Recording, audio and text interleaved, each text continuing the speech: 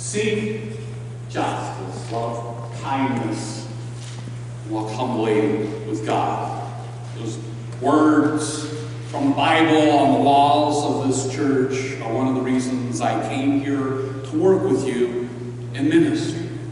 They're words from Micah 6, as we've heard, and they lace both the churches and my pastoral search documents. He drew our attention to one another, and I was particularly pleased to see them in this sanctuary when I was doing my first tour, my first interview. And while I don't recall hearing or seeing those words before I went to seminary, they have since become the shorthand summary of my call, both professionally and personally. And they summarize this church's call, which is a good thing because the Bible tells us that they are literally the sole requirements that God has for humans. As the NRSV translates Micah 6:8 again, he has told us, O mortal, what is good. And what does the Lord require of you? But to do justice, to love kindness, to walk humbly with your God. And to those who insist to me that God requires more, I tell them those are literally God's assertions in the Bible, not mine. And so they need to take it up with God. And I also know each of those requirements are met by following Jesus. And by that I mean Jesus calls us to love. We are to love God and to love others. We are to be the love of God in our actions. And all that love aims us toward peace. God's shalom, well-being for all. We hear in this church a lot that love is about desiring and aiming toward the well-being of others, and that is exactly what seeking justice, loving kindness, and walking humbly with God does. Those actions are about well-being. They are what love in action looks like. They are loving God. They are loving neighbor. They are loving enemy. So Jesus' way, when followed, fulfills God's requirements for us. Conversely, people and entities veer from God's requirements when they misuse religion to create injustices, unkindnesses, and superiority. Love is none of those things. Well-being is none of those things. Justice is none of those things. Kindness is none of those things. Humbleness is none of those things.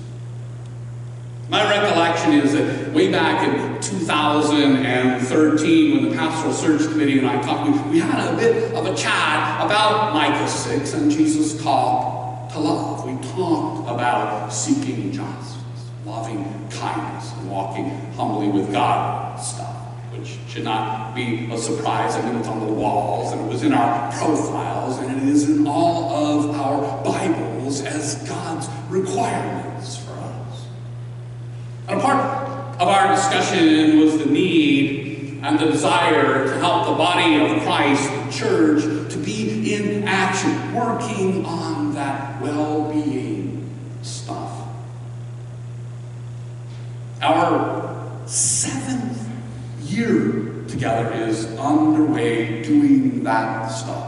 This is my 7th January with you all.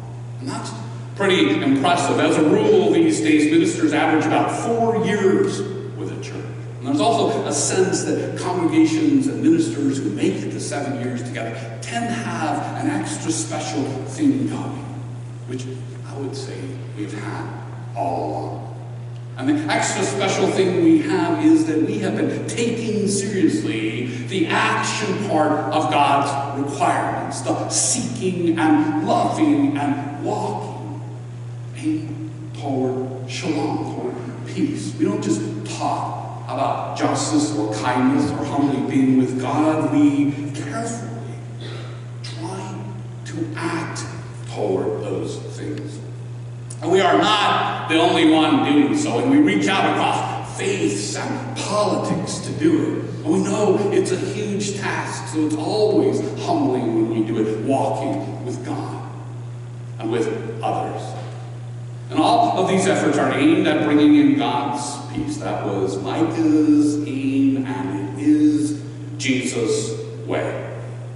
In this new year, the world started off in a different direction, unpeaceful, with war drums sounding, and they drone on still. And as the drums sound, we should always remember that Jesus came to bring peace on earth, goodwill to all. Jesus even declared, "Blessed are the peacemakers, for they will be called sons of God." And we follow and we honor Jesus, the greatest peacemaker in history, the Son of God, with a capital S. In church, Jesus and his peace matter. We hope and strive to be peacemakers too, and to bless and honor peacemakers.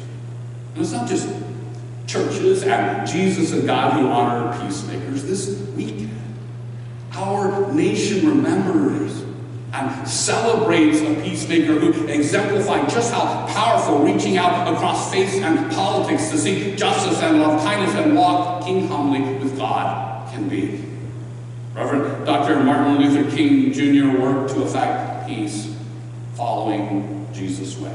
His own acts and actions of those he led toward peace were so great they caused, and they still cause, people to seek justice and love kindness and walk humbly with God. As a peacemaker, Martin Luther King Jr. is, as God instructed, a son of God. He was blessed, and his presence on earth and his acts continue to be blessings. And before I found church, I actually found Martin Luther King Jr. And as a son of God, the good Dr. King has heavily influenced my life for more than 50 years. He may be most famous for his nonviolent work to end segregation and racist Jim Crow laws. He worked to end racism, but he also worked in poverty and other injustices and violence and war. As a Christian clergyman, Reverend Dr. King used the Word of God in all of his work to create and put into effect a large-scale effort aimed at the desire and the well-being for others, and actions to match it. He did this as Jesus taught, with love toward all, even enemies. Reverend Dr. King remains the American most celebrated as a peacemaker, and I find great hope that he is honored and the subject of a secular holiday. Reverend Dr. King and the movement that he led did as God and Jesus did and do, seeking justice and loving kindness without a sense of superiority over those in opposition. In fact, Jesus and Mahatma Gandhi's nonviolence opposition modeled for him how to oppose injustice and unkindness and superiority with pacifism. To those who challenge such pacifistic peacemaking as passive and non-resistant, Reverend King answered, true pacifism is not non-resistance to evil, but non-violent resistance to evil. True pacifism is not unrealistic submission to evil power. It is rather a courageous confrontation of evil by the power of love. The tools of Reverend Dr. King's nonviolent resistance to evil, of injustice, unkindness, and superiority included nonviolent boycotts, marches, demonstrations, speeches, writings, vigils, and prayers. His efforts had components of education. His efforts had components of the Bible in them. His efforts sought justice. His efforts loved kindness. His efforts expressed love for both the oppressed and the oppressor. His efforts were God-centered. They were a part of a humble walk with God toward shalom. Those efforts were non-violent. Most of Martin Luther King Jr.'s opponents responded quite differently, quite the opposite, with violence, bombs, guns, clubs, dogs, water cannons, unloving words, and threats. And time again, their violent responses were met by Reverend Dr. King with nonviolence. And time again, nonviolence carried the day. And we celebrate Martin Luther King Jr. in great part because he triumphed with nonviolence. Jesus did that right, too. It's Jesus' way. And it's almost mystical to us that such a thing is possible. It takes a great deal of courage to resist violence with pacifism, to confront evil with love, and act toward the well-being of enemies. There's sadly a sense that violence is the best response to violence. We think an eye for an eye is how to go about it. That thinking ignores Jesus' contrary instructions found in Matthew 5. The Message paraphrases those instructions of Jesus that he gave in the Sermon on the Mount like this. Here's another old saying that deserves a second look. Eye for eye, tooth for tooth. Is that going to get us anywhere? Here's what I propose. Don't hit back at all. If someone strikes you, stand there and take it. If someone drags you into court and sues for the shirt off your back, gift wrap your best coat and make a present of it. And if someone takes unfair advantage of you, use the occasion to practice the servant life. No more tit for tat stuff. Live generously. You're familiar with the old written law, love your friend, and its unwritten companion, hate your enemy. I'm challenging that. I'm telling you to love your enemies. Let them bring out the best in you, not the worst. When someone gives you a hard time, respond with the energies of prayer, for then you are working out of your true selves, your God-created selves. This is what God does. He gives his best. The sun to warm and the rain to nourish to everyone regardless. The good and bad, the nice and nasty. That message of Jesus seems like a song in our heart. But it's not the music that we tend to sing in our heads and dance out in response to violence and threats of violence. The songs we tend to sing in our head and dance out in actions at such times are martial. They tend to be violent eye for eye, tooth for tooth responses, like those we have heard and seen from nations on the brink of war today and throughout history. There's no doubt about it. Humankind seems to be attracted to violence, and not just today, throughout time. And Jesus and Gandhi and Martin Luther King are bright and brilliant moments in history of exception. Exception because violence seems to be our default response to threats of violence. Yet Jesus and Gandhi and King's responses were love-filled non-violence, period.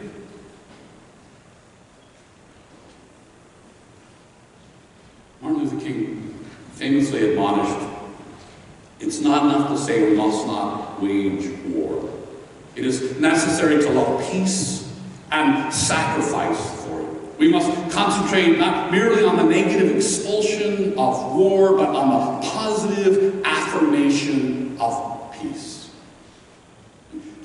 Dr. King addressed the need to revamp our thinking so that violence is not the song we sing and dance out, but rather the song of peace that Jesus sings, which sits in our hearts, the song of love that is silenced by the thumping noise of violence in our head songs.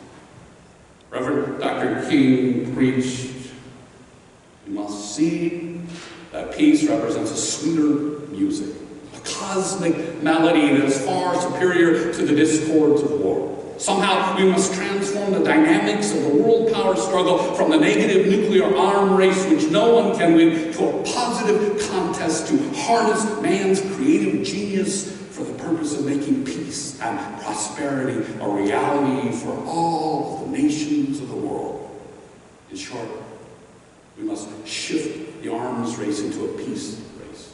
If we have the will and determination to mount such a peace offensive, we will unlock hitherto tightly sealed doors of hope and transform our imminent cosmic elegy into a song of creative fulfillment. The passage that I read of Jesus' teaching on pacifism from the Message made Dr. King's point pithily. No more tit for tat stuff.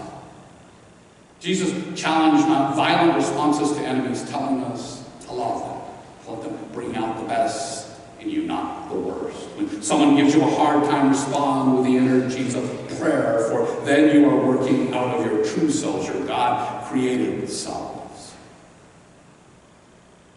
Jesus blessed peacemakers. He was one in the Son. Jesus' first followers strived to be like Jesus, and they provided pacifistic, peacemaking instructions too. Here are excerpts of a few. 1 Thessalonians 5:15. See that none of you repays evil for evil, but always seeks to do good to one another and to all. 1 Peter 3:9-11. Do not repay evil for evil or abuse for abuse, but on the contrary, repay with a blessing. It is for this that you were called, that you might inherit a blessing. For those who desire life and desire to see good days, let them keep their tongues from evil and their lips from speaking deceit. Let them turn away from evil and do good. Let them seek peace and pursue it. Romans 12:17-21. Do not repay anyone evil for evil, but take thought for what is noble in the sight of all. If it is possible, so far as it depends on you, live peaceably with all. If your enemies are hungry, feed them. If they are thirsty, give them something to drink. Do not be overcome by evil, but overcome evil with good. Those quotes are from the first followers of Jesus who showed us how to be like him, pursuing non-violent peace. And the quotes I have provided from Martin Luther King Jr. this morning are from a modern follower of Jesus, a Christian pastor and theologian who also showed us how to be like Jesus in the same way, lovingly. And it is right and it is good that we set aside a weekend to remember, honor, and reflect on the blessed peacemaker, Reverend Dr. Martin Luther King Jr. But it would be good if we also honored him and Jesus and God and one another by striving to courageously confront evil with love, non-violently. With the power of love, we can make non-violent peace not only our heart song, but our head song.